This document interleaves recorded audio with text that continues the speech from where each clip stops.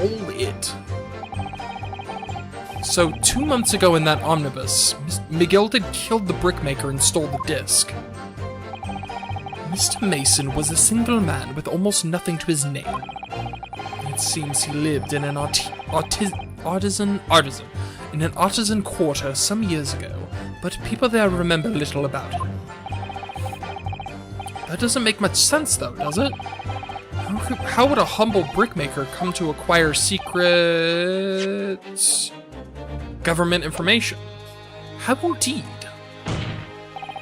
There must have been somebody else involved behind the scenes in all this. Somebody who acquired the disc and gave it to Mr. Mason in order to take it to the meeting with McGilded and negotiate a deal. Dear me.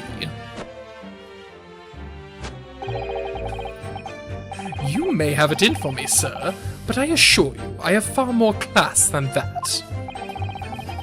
An old brickmaker from an artisan quarter and this well-to-do communications officer. If only I could find some evidence to link the two of them together.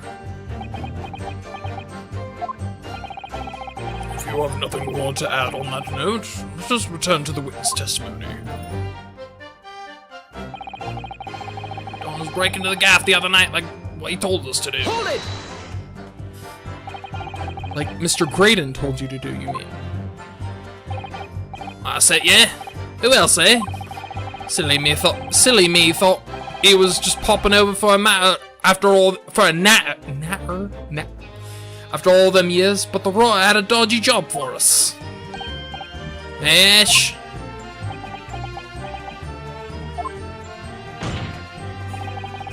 Let me stop you there, Mr. Skulkin. After all them years, you say? Do you mean to tell me that Mr. Graydon is an acquaintance of yours? We're sociable kind of baddies, you know? Sure, let's say Graydon's an old China. Excuse me! Is something wrong, Mr. Skulkin? Eh? No, the other Mr. Skulkin. What? Who? Me? When your brother was testifying just now, he said something that seemed to cause you to react. Oh, I was just remembering the old days, that's all. We used to have a right old laugh together way back when. Together with Mr. Graydon, you mean? Well, yeah, with Ash. I mean, you look at him now in his fancy whistle and flute, and you wouldn't Adam and Eve it. What the fuck does that mean? What is this language? What is this? Secret. That would be quite the proceedings. You wouldn't Adam and Eve it? I hate this. I hate these people.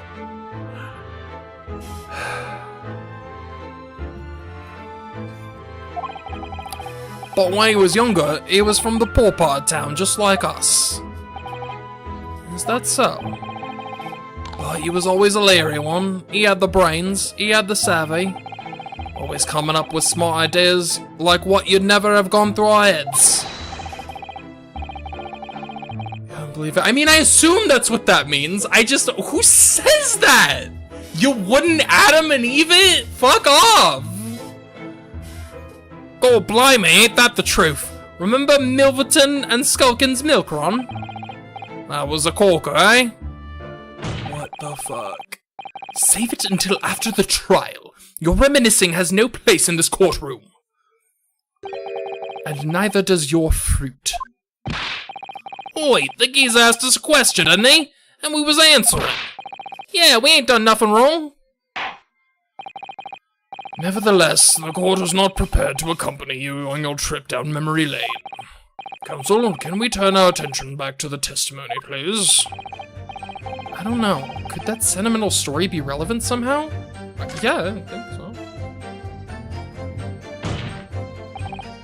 My lord? Yes, counsel? The brother's last sentimental statement could hold vital information relating to this case. Very well, counsel. I will permit the brothers to supplement their testimony with that detail. Briefly, I hasten to add.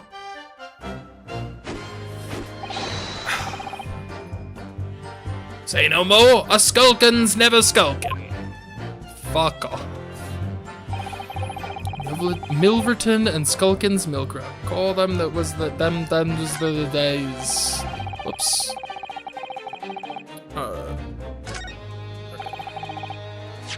Hold on.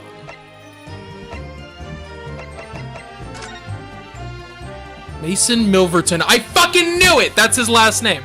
So, if he... Hold. Whoops. God damn it. All of a sudden, we seem to be up in our necks in a serious matter of national security. Although all this talk about interception of secret government messages is still just conjecture at this stage.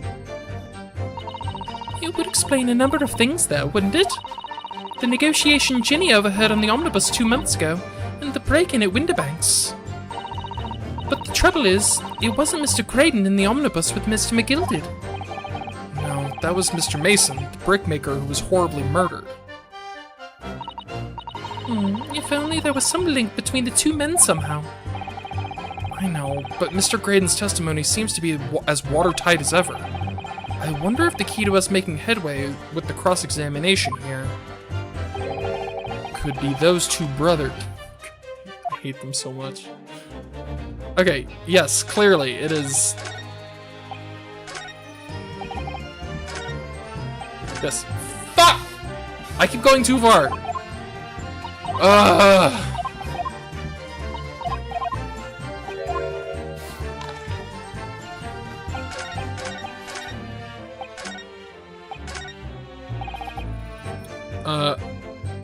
Okay, so do I just present this? Or should I, you know what? Let's play it safe. Let's press first. I'm sure I'm going to regret asking, but what exactly was that? Some kind of business? Just a little scheme we had going back when we was youngsters. Bit of fun, really.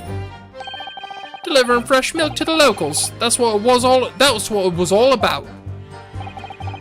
It sounds alarmingly legitimate. There must be a catch. I suppose since we're here, I should ask them to elaborate. But on what? The business name. The business model. I'm a little curious, but not enough to ask. So this business was just a bit of fun, you say? And it was just yourselves and Mr. Graydon involved? Yeah, that's it. Milverton and Skulkin's Milk Run, was it? Oh yeah, that's it. And where did the Milverton part come from? Oh right, I thought it was a clever clogs like you would have worked it out. That one. That's it. Enough of this. How much longer are we expected to listen to this drivel? I don't... Let me guess, you don't accept anything these two witnesses are saying. Tell me, why is it that it was only at the mention of the name Milverton that you decided to interject? But because well, is he related? You know what? If it was just the three of them, maybe he changed his name? Or fuck, maybe this is another fake name, and he's related to the Mason guy. Well? It wasn't the happiest of homes that one came from. Yeah, his old man was struggling for money so much, his wife walked out on him. She took the name Graydon then, you see. But Ash will always be Milverton to us. Milverton. So that used to be your surname, did it? Of course not. This is all bunkum. I've been a Graydon since I was born. Do you really think you can rely on the testimony of these two thieves, You're a communications officer attached to the civil service. As such, your personal details will have been thoroughly checked at the time of your appointment. It would be a very simple matter indeed to subpoena those records, Mr. Graydon. Well, it would appear that Mr. and Mr. Skulkin's testimony has been reliable, for once. You were born Ashley Milverton, then. Is that correct? Very well, yes. So Ashley Graydon was once Ashley Milverton. That information could change things, and could turn out to be extremely important. You don't say.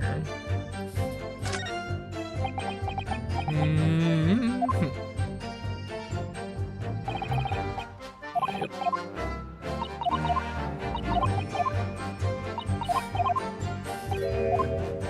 Alright. Now that we have that, now we present... Oh wait, actually, hold on. I have no relation to the man. Literal relation to the man!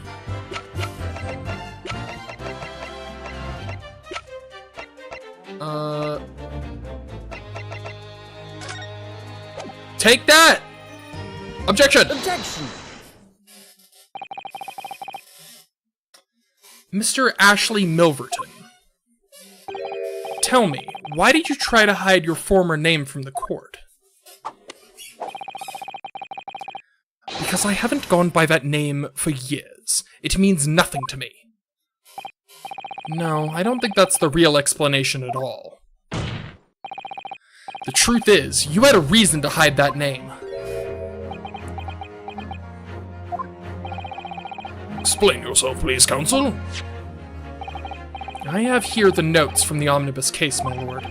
And as we all know, the victim, the man we now understand to have been negotiating with McGilded. Yes, Mr. Mason, the brickmaker. That's right. Only Mason wasn't his surname at all. It was his given name. His full name was Mason Milverton. Milverton? Do you mean to say Saints alive? Mr. Ashley Milverton, is it not the case that the brickmaker, Mr. Mason Milverton, was your father? Oh, I don't... As I believe I mentioned earlier, your family history will have been thoroughly checked when you joined the civil service. And it really would take no time at all for the court to subpoena those records. The truth is, you have been illegally acquiring highly confidential government information and selling it onto McGilded in a collaboration with your father. Ooh, whoa, spin to win. Well, spin to lose in this case. The new facts and evidence unveiled by the cross-examination of this witness all come together to reveal the truth. The truth, you say? That you collaborated with your father, Mr. Mason Milverton, in illegal dealings with Magnus McGilded.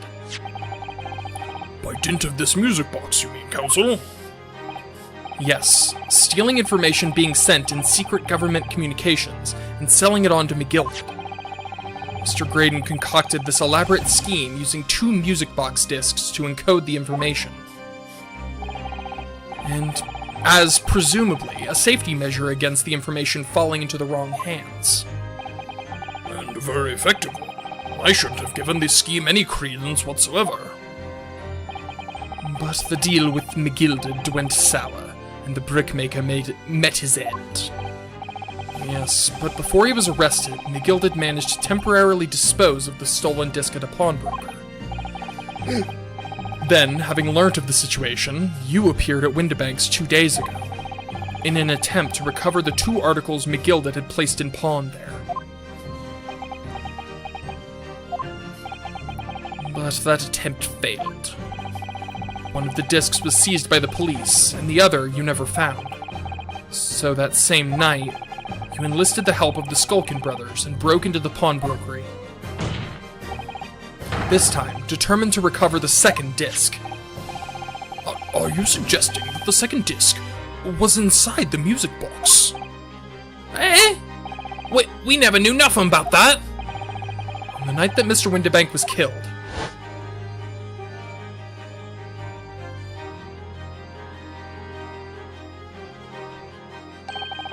the intruder to the pawnbrokery touched one item, and one item alone, the music box.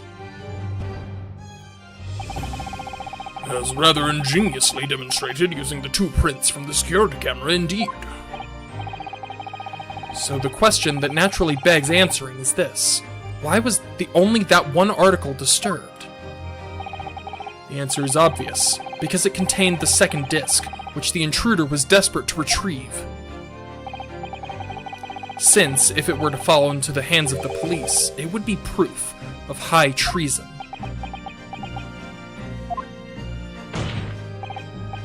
Well, Mr. Graydon, do you deny that all of this actually began on that fateful night 2 months ago?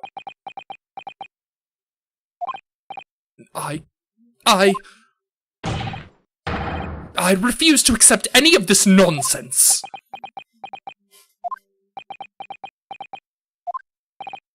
Sir, there appears to be blood seeping through the sleeve of your jacket. Ooh. That is fairly damning. Ah!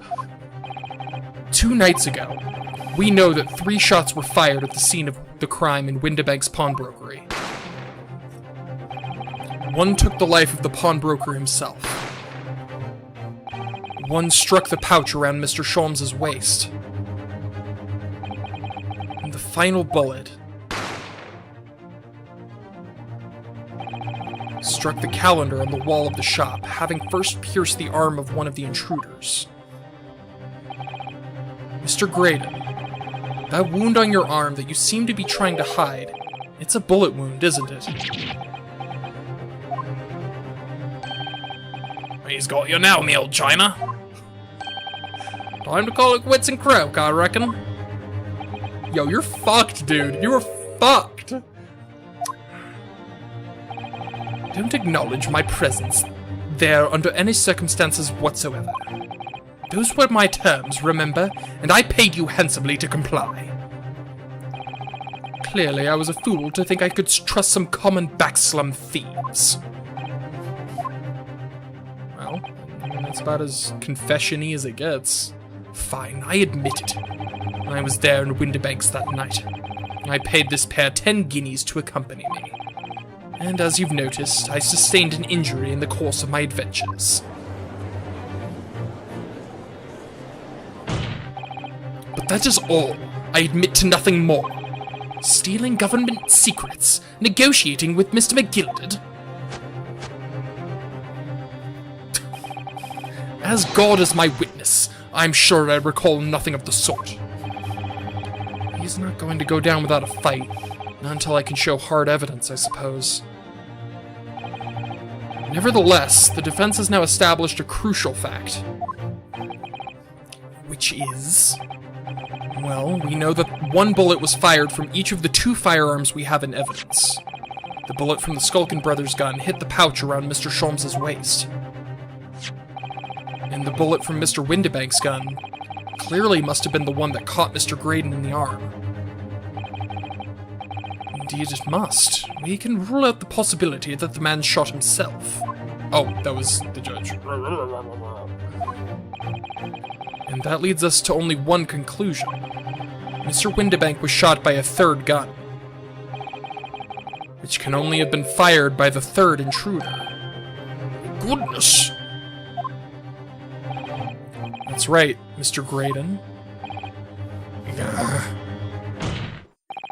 The only person who could possibly have shot Mr. Windibank that night is you! Hold it!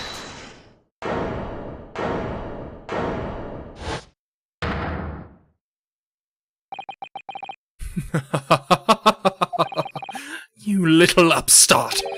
You've made a grave mistake when you summoned me here. What? What's that supposed to mean? You know, for an injured arm, he's pretty spry with it. Yes, as you rightly say, I was there at the pawnbroker's. I did my best to hide that fact, naturally. I had no intention of ruining the distinguished career I'd built for myself at the communications station. But did the thought never cross your mind? Did you never consider the possibility? What? What do you mean? What thought? What possibility? The possibility that if I was there at the scene, I may have witnessed the crucial moment. Bitch, please! You see? This makes me a key witness in the case, and I have my hands firmly around the neck of your client. Really? This is like straight. Oh my god, what? Are you suggesting? I saw it all. I saw the very moment that pickpocket girl pointed the gun at the poor defenseless pawnbroker and shot him.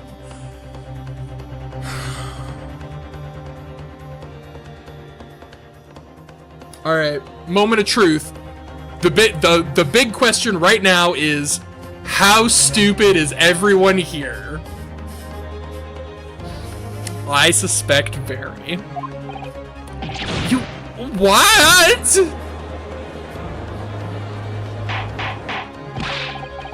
Order, order, order! Well, it would seem we're finally entering the last act of this theatrical trial.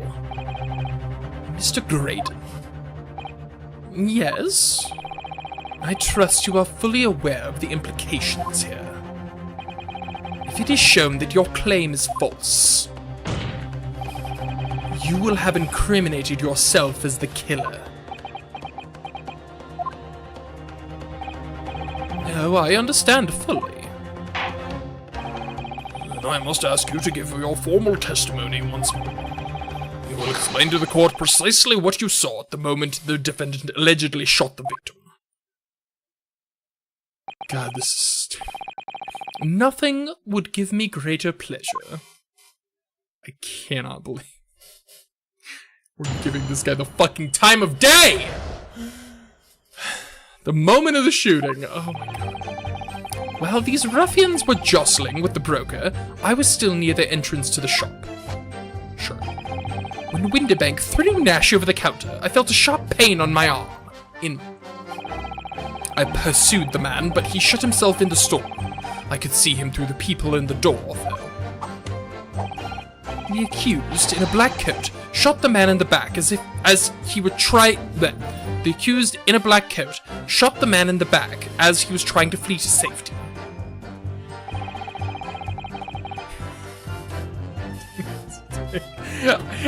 You're not wrong. It's... Oh my god, I saw the blood splatter all over the wretched girl.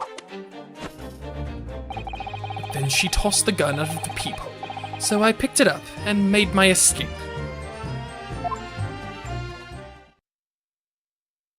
So,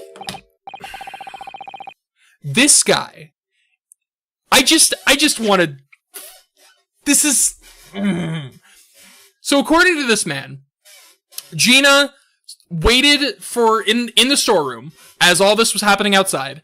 Windibank came back into the storeroom. She shot him in the back with a gun. Like, just a separate gun, her own gun, whatever. Shot him in the back, tossed the gun out the peephole, went to Windibank's corpse, grabbed his gun, walked over to the corner, and fell asleep.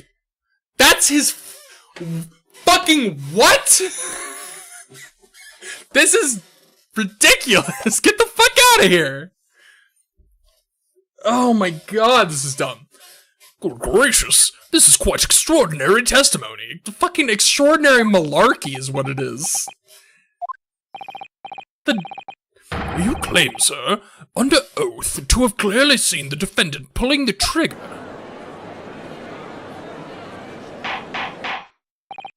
Order, order, order! It wasn't my intention to testify in this way.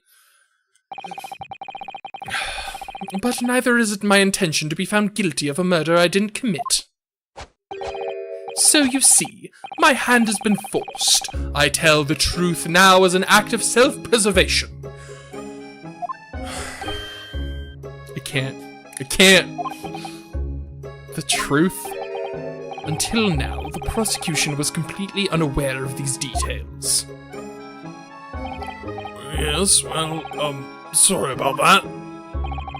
Having shot me in the arm, the pawnbroker was then shot in the back by the accused. And as I said, she was showered in his blood. You say the blood spattered all over the accused's coat. Are you sure on that point? Oh yes, quite sure. All over the black overcoat that the pickpocket girl was wearing at the time. Really? If her coat could somehow be shown to harbor vestiges of blood, that would be conclusive evidence here.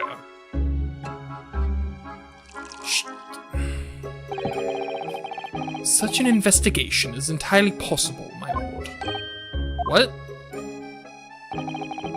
Only very recently, a German scientist has developed a technique to identify human blood.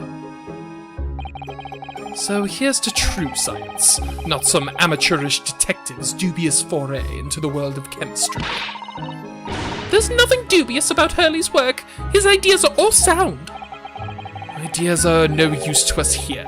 In science, as in law, theories must be proven before they stand. That's not what scientific theory means. Shut up, Van Zieks. In Germany, the technique has already been employed in the courtroom as the basis of evidence.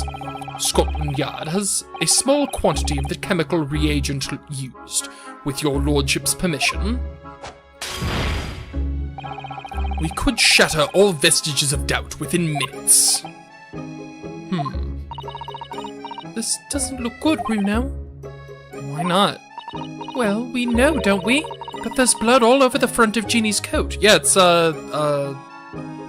Mason's blood. If they test it with their chemicals... Oh, help! You're right. Oh, help? I was forgetting what happened yesterday. Don't move, Jenny. I'm going to shoot.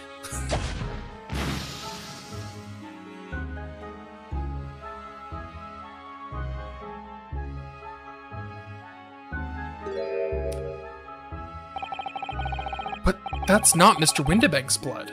That stain is from 2 months ago. That's Mr. Mason's blood from when he was stabbed by McGilded, who was wearing the coat at the time.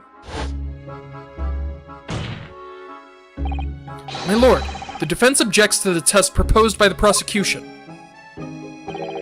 Overruled. Lord Van Zieks, make it so at once. With pleasure, my lord. And while we await the results, the defense may proceed with the cross-examination. Once they find that blood on the overcoat, Gina will be... Counsel? Yes, my lord. Your cross-examination. Of course, my lord. This cross-examination doesn't go well. If I don't manage to uncover some decisive evidence or a really compelling clue now... Chris blood? Who? Okay, I know. I'm sure that that's a reference. I don't recognize the reference.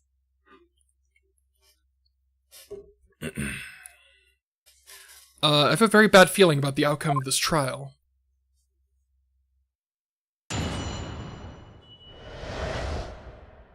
Under the tube. The ruffians were jostling with the broker. Hold it! Time to press on everything! Mr. Windibank emerged from the storeroom, I believe. Ringo and Nash were scouring the counter when he suddenly appeared and flew at them. He already had the revolver in his hand. Fortunately, I wasn't too close. I've never been so scared in all my life. Yeah, we're just regular mild-mannered burglars, that's all. We don't like violence. Says the pair who carry a gun and shot Sholmes, or tried to. What do you mean when you say you were near the entrance to the shop? I was in the doorway, running my eyes over the shelves of forfeited items. Looking for the music box, of course. The broker went for Nash in the first place. Then Ringo joined in, making it 2 against 1, so I assumed they could handle the situation. But I was wrong.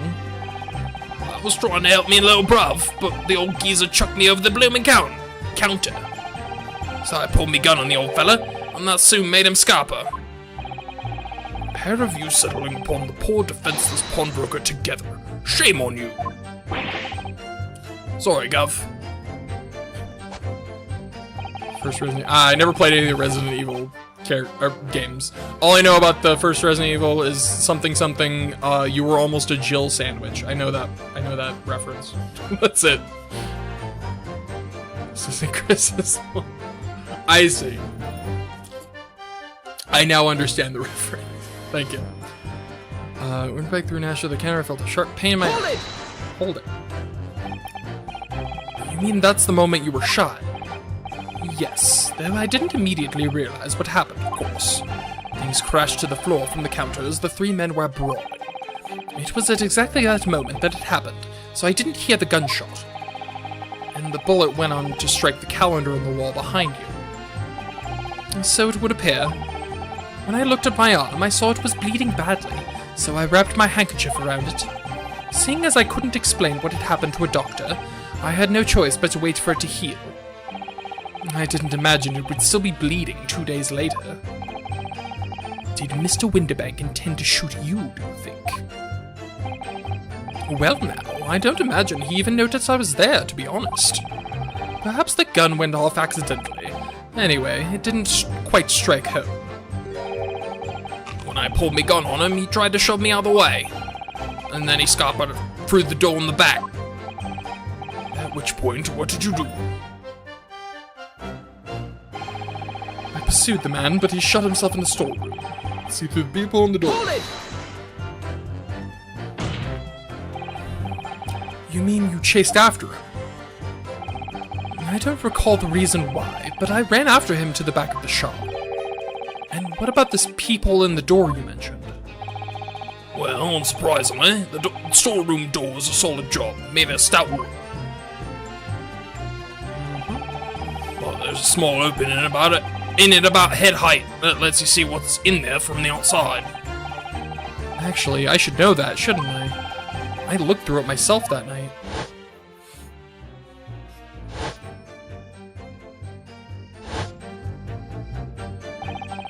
And what about your burgling brothers? Did you see what went on through this peephole? Did you see what went on through this peephole as well? Not likely, Gov. Didn't see nothing of the sort, Gov.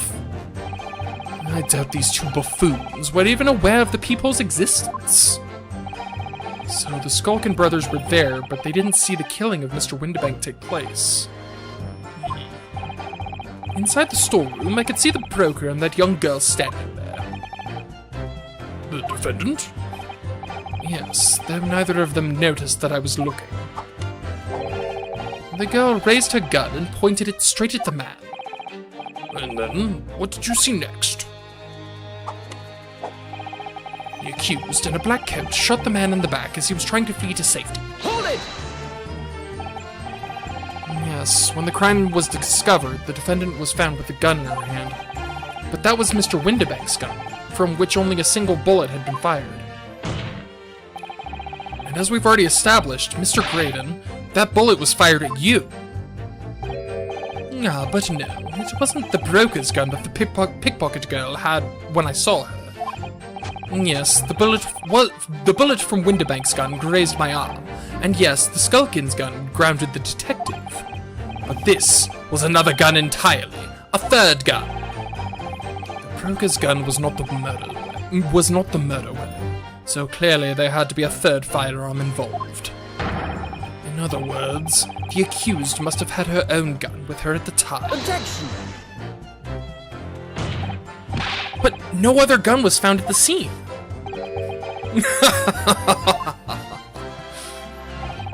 Calm yourself, counsel. Sorry? You must consider the events in order.